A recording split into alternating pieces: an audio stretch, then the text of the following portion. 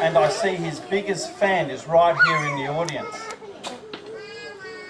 So all the way from Manjimup in Western Australia, let's ask Kira Lee for a grand introduction.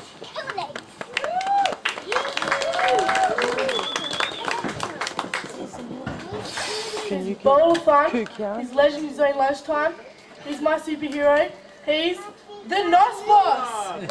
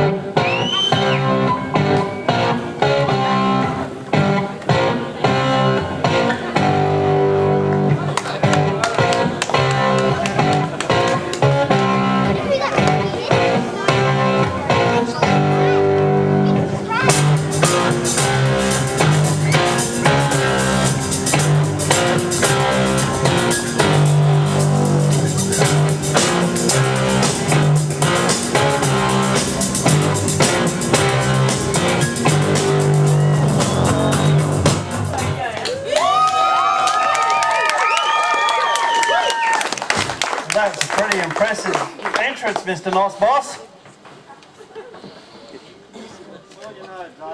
Quick.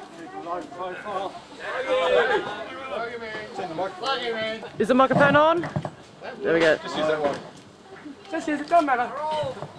Yeah, Dave, you know, I always like to keep a low profile. But, yes, but nobody needs to know who I am. This is Darwin, Dave. Everybody knows I'm the NosBoss. Sorry about that, Brad. But I will tell you guys a little bit about drag racing in the Northern Territory. It's all about making horsepower out of bottle. I'll tell you what, nobody does it better than the NosBoss drag racing team.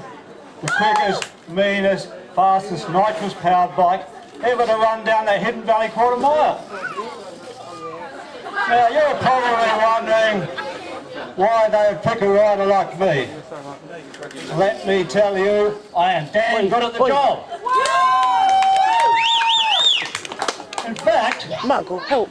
I've got charisma, personality. Nobody rides a drag bike nearly as good as me.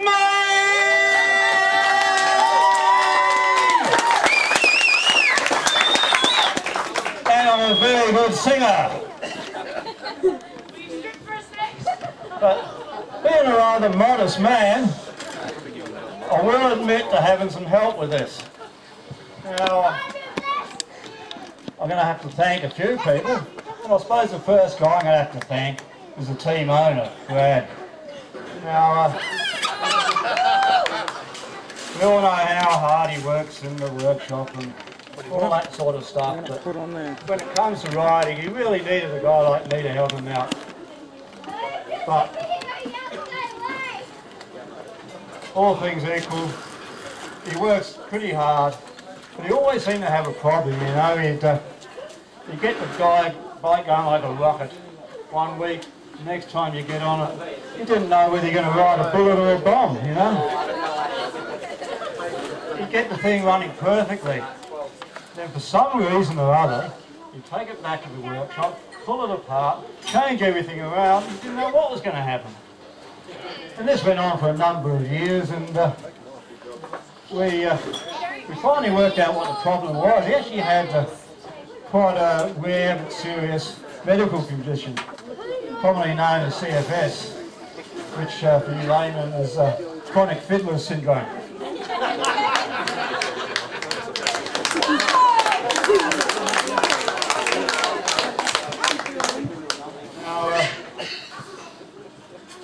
funny thing happened when I came here this evening. I met Brad there at the house, and he looked pretty tired and didn't seem his normal self. And he just sort of said, listen, we're going to have a break, there's some paper up here you might like to have a look at. So I think Dave, you got the paper there for Brad?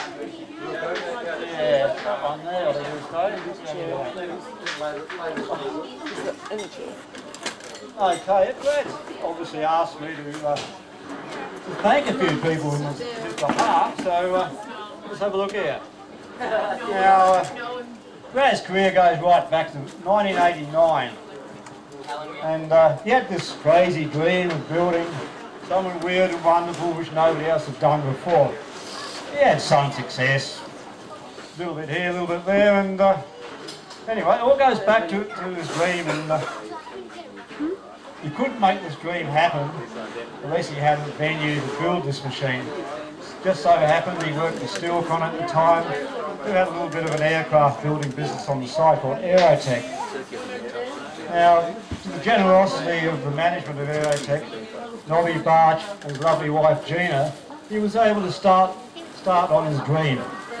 They supported him with money, with transport, and a fully equipped aircraft workshop. So thank you guys from Aerotech. Now, another guy I only met recently, or met his lovely wife recently, was Terry from Electron Engineering. He helped Brad out so much in those early days of his engineering shop. Steelcon, of course, Brad's employers, they were big helpers all the way, still are today. Back in the days when Guido was in charge, and then later on with the speciality people, Alan and Damien, the manager. Yeah, Brad looks like he really wants to thank you. Now, another, I guess, a company somewhat associated with Steelcon for a number of years. Brad built 2 trailers over the years, and I'll tell you what, they took a lot of sheet metal, and it's just handy. There was a friend of Steelcon's, I guess a friend of mine who happened to own a sheet metal shop, and enabled all these fancy trailers to be built. So, to Dominic and Deborah from Air Doctor, thank you very much, folks, from Brad.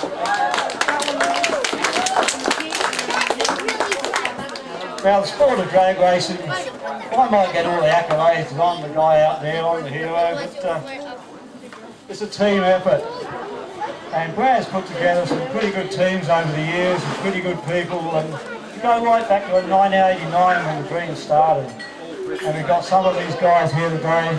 We've got Simon, who is a real enthusiastic worker, and he put together the brilliant graphics. If anybody looks inside the lounge and sees the graphics on that bike, which was produced all those many years ago, thank you to Simon Love.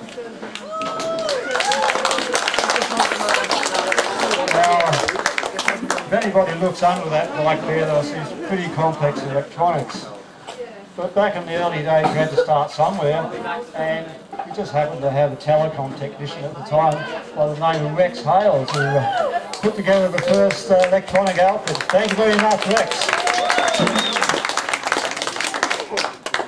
And then we move on through to 1992, and I've been friends with Dave for a number of years from the sport, and he came on board as a crew chief. Also that year, is yet to be wife, but the lovely Miranda joined the team as a secretary. And we started to have a bit of success in those early years.